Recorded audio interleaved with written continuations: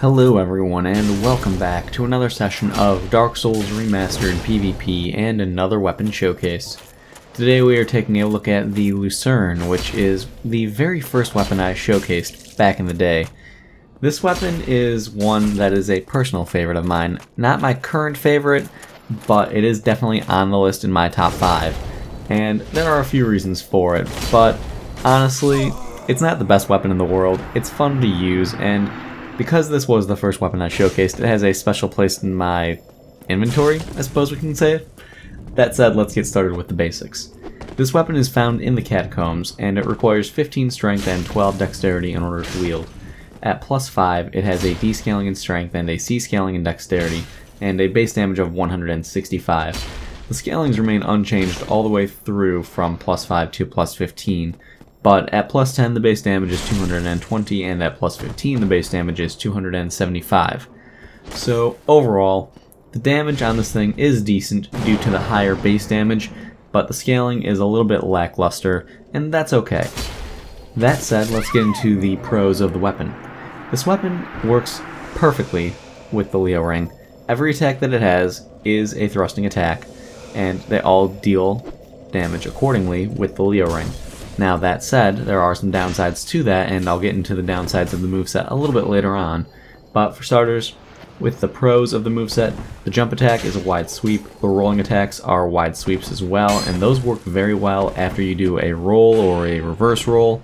You can go unlocked with it at that point, and that will lead you to being able to hit your opponent from odd angles, especially due to the wide swing that it has. Your R2s when one-handed work well as well, simply due to the fact that they are so slow to start up. If you unlock while doing them, people will generally try to get around you for a backstab. Well, since you're going unlocked, needless to say, it won't really work out too spectacularly for them. Aside from that though, the reach on this weapon is okay. I wouldn't say that it's overly great for a halberd, however, it is decent as far as weapons in this game are concerned. Now, moving on from there into the cons of the weapon, because there are a good number of them. I would say that the biggest con of this weapon is the moveset. It is a huge detriment to the viability of this weapon. The R1s are slow to start up. They're extremely telegraphed.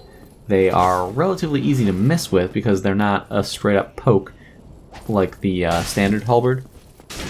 And on top of that, like all halberd class weapons, if your attack misses, there's a whiff. There's a longer recovery animation. And that is annoying to deal with, needless to say. But it is what it is. Aside from that though, the biggest issue with the weapon's moveset I would say would actually be its R2 attack. Normally an R2 with a weapon that deals a thrust for its R2 is the most damaging attack it can deal. And that technically could be the case with this weapon. However, the issue is that it's a double hit, it's a double swing, and with that double swing, the majority of your damage comes on the second swing.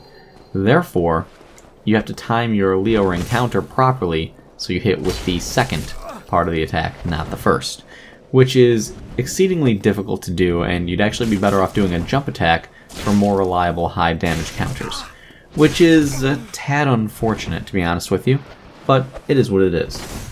That said, other cons of the weapon, the reach is not the greatest, although it is slightly deceptively long because, yes, it's got that beak portion that you hit with when you're doing your R1s, but when you are doing something like a R2 when one-handed or something along those lines, the tip of the weapon actually does have an active hitbox as well, and that does help with some extra reach. But at the end of the day, this weapon isn't the greatest halberd class weapon, it's not the greatest weapon in the game, but it's a fun one, and one that I've always thoroughly enjoyed using. But that's all I've got this time around, guys, so I hope you've enjoyed this one, found it helpful in one way or another. If you have, then please like, subscribe, join the Discord to vote on future weapon showcases and other videos that will be in the works, and I will see you all next time.